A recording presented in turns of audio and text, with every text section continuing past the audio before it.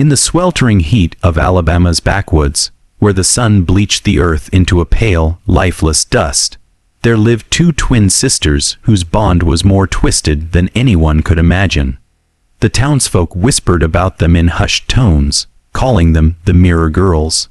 For everything they did mirrored the other, even the darkest of desires. But no rumor could hint at the secret that festered within the walls of the decaying plantation house where they lived. A secret involving a single male slave, a man whose presence both fascinated and horrified them. The sisters had long shared him in a way that defied morality, blurring lines between desire, obsession, and forbidden acts. And as the years passed, their games grew darker, their intentions murkier, until one summer, the unthinkable happened. Both became pregnant, carrying the legacy of a secret no one dared to speak aloud. The air inside the house was thick with tension, the scent of old wood and tobacco mingling with something more sinister, a hint of danger that no one could quite place. Neighbors claimed to see shadows moving through the house at odd hours, figures that resembled the twins but twisted, as if the very walls themselves conspired to keep their secret alive. Even the slave, usually stoic and silent, began to show cracks in his demeanor, furtive glances, hurried steps, whispers of fear when he thought no one listened. The plantation itself seemed to breathe with their dark history, groaning under the weight of secrets, waiting for a day when everything might come spilling out. It was on one of those sweltering nights, when the cicadas droned endlessly and the wind carried a heavy, almost metallic scent, that a neighbor finally glimpsed the sisters, their pale, identical faces lit by candlelight, moving in synchrony with the slave, their laughter echoing like a warning. No one would ever understand the true depth of their bond, nor the twisted legacy that was about to unfold. But one thing was certain. Once this secret was exposed, nothing would ever be the same for Alabama's quiet backwoods again. As the first whispers of dawn crept across the plantation, the twin sisters moved silently through the halls, their identical faces pale and unreadable, each step echoing off the worn wooden floors. The slave, whose name no one dared to speak, followed them like a shadow, aware that his every movement was under their scrutiny. The bond between the sisters was no longer just secretive. It had become a tangled web of obsession, desire, and unspoken threats. They communicated in glances and half-smiles, a language only they could understand, one that made him feel both necessary and trapped. Each sister sought dominance, testing boundaries, while simultaneously sharing the same forbidden connection. A connection that had already changed the course of all their lives.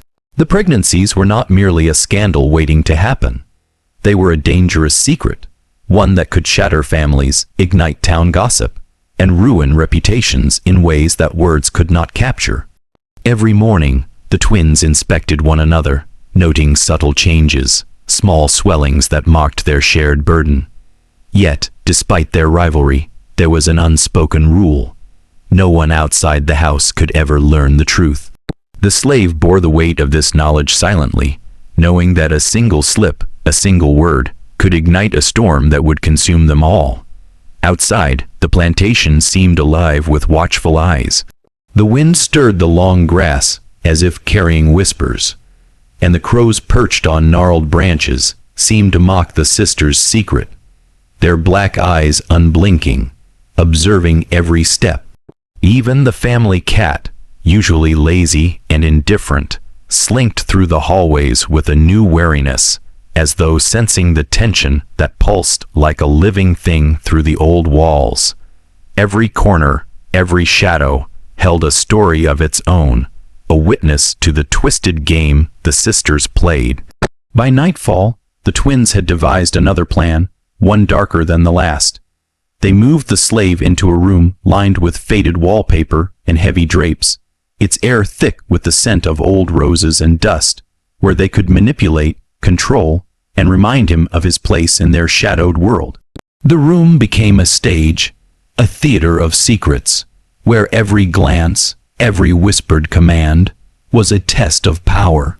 Outside, the world remained oblivious to the storm brewing behind the plantation doors.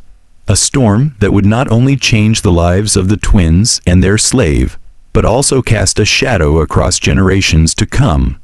As night fell over the plantation, a heavy silence descended, broken only by the distant hoot of an owl and the occasional rustle of wind through the twisted oaks. Inside the house, the twin sisters moved like shadows, their movements synchronized with unnerving precision. The slave, now fully aware of the depth of their obsession, felt an uneasy tension tightening around him, as if the walls themselves were conspiring against him. Every glance from the sisters carried multiple meanings: a challenge, a warning, a possessive claim that left him both captivated and terrified. Their unborn children had become symbols of a secret that no one outside could comprehend, a secret written in shadows and whispers, entwining them in a web of forbidden bonds. Outside the house, the town slept, unaware that darkness had settled not just in the forested hills, but in the very hearts of those within the plantation. Rumors, half-formed and whispered at night in candle-lit parlors, spoke of the Mirror Girls and their strange, almost unnatural connection to a single slave. No one dared to venture too close. The stories were enough to make even the bravest souls think twice. Yet inside, the twins delighted in their clandestine games, testing boundaries, pushing limits, and feeding the slave a mixture of fear and desire that bound him further to them with every passing day. On this particular night, the sisters had planned a new ritual, one that involved sitting together in the candlelight, tracing the contours of each other's faces while the slave silently obeyed their commands. They whispered promises and threats in the same breath, their voices a mixture of sweetness and menace. Their laughter, soft but chilling, filled the air like a song of inevitability, a reminder that no one could ever escape their twisted world. In their minds, the pregnancies were not a burden but a bond, a way to cement their shared obsession and secure control over the one who had become both servant and witness to their dark union. The air grew colder, the shadows longer, as the night stretched on. Even the flickering candlelight seemed to respond to their presence, elongating shadows into grotesque shapes that danced on the walls. Every creak of the floorboards, every sigh in the wind, carried with it a hint of danger. Outside, the world remained oblivious, but inside, the plantation had become a kingdom of secrets, a theater of obsession and dark desire, where nothing was as it seemed, and every action carried consequences that would ripple far into the future. Days turned into weeks, and the hidden pregnancies of the twin sisters began to transform their lives into something unrecognizable. Their movements became slower, more deliberate, each step carrying the weight of secrets that could no longer be contained.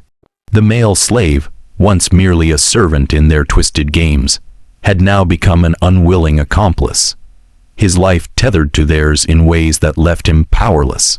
The plantation, once silent in its decay, seemed to hum with anticipation, as if it knew the dark storm that was gathering within its walls. The sisters had begun to argue, subtle quarrels that masked deeper obsessions. Each sought to assert dominance over the other, yet neither could fully break free from the other's influence. Their identical features made every confrontation mirror the other, a reflection that heightened the tension and blurred the lines between rivalry and unity. Behind closed doors, whispers and gasps punctuated the heavy air, the slave forced to witness their escalating games of control, each moment teetering on the edge of madness. Outside, the cypress trees swayed in the thick southern wind, their branches clawing at the night sky like skeletal fingers. Even the animals seemed uneasy. The cats hid, the dogs growled without cause, and birds fell silent. The land itself had become an extension of the twins' obsession, reflecting the turbulence within the walls of the plantation house. Villagers spoke of strange lights flickering through the windows at odd hours, laughter that carried across the fields, and fleeting shadows that vanished before anyone could approach. Fear was the only thing that kept outsiders at bay. The sisters' control over the slave had grown more intricate, almost ritualistic. They measured his movements, dictated his every task, and drew satisfaction from his silent compliance. They spoke to one another in a language only they could understand, a mix of coded phrases, glances, and gestures that bound them closer together while isolating the slave in a world where he had no rights, no voice, and no escape. The pregnancies, far from being a source of shame, were celebrated in secret ceremonies, symbols of the power they wielded over one another and over him.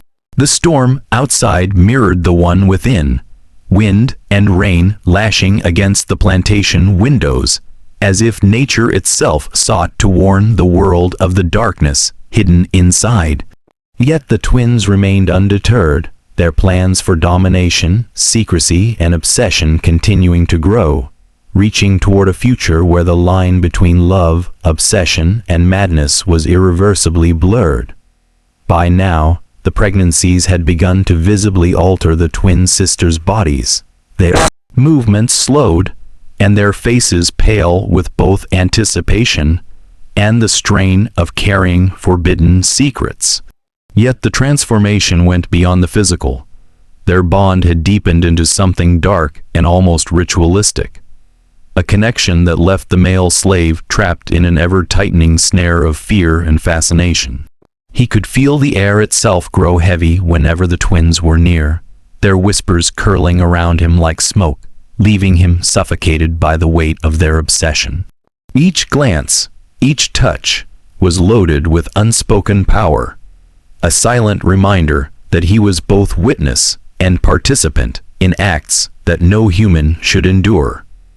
The plantation, once merely a house of secrets, had become a shrine to their twisted desires. The walls held memories carved into them, scratches from nails, faint markings that only they could decipher. Nights were filled with the sound of whispered names, soft moans of excitement, and the occasional stifled scream. Even the male slave began to notice the uncanny ways the sisters mirrored one another. When one moved, the other seemed to anticipate it. When one spoke, the other echoed, often completing sentences before they were finished. This perfect, terrifying symmetry made the house feel alive, a breathing entity complicit in their dark acts. Neighbors continued to gossip, unable to explain the strange occurrences. Fleeting shadows behind curtained windows, laughter and cries that carried in the wind, and the faint scent of something both sweet and metallic drifting through the night air. Rumors twisted and grew, yet no one dared to intervene. Those who tried to peek too closely at the house often found themselves inexplicably repelled, unnerved by an invisible force that seemed to guard the twins' secrets. Within the house, the sisters' obsession manifested in strange rituals. Candlelit nights filled with intricate patterns drawn on the floors, whispered chants, and the slave forced to kneel, observing, recording, and participating in their rites of control. As their pregnancies advanced, the obsession intensified.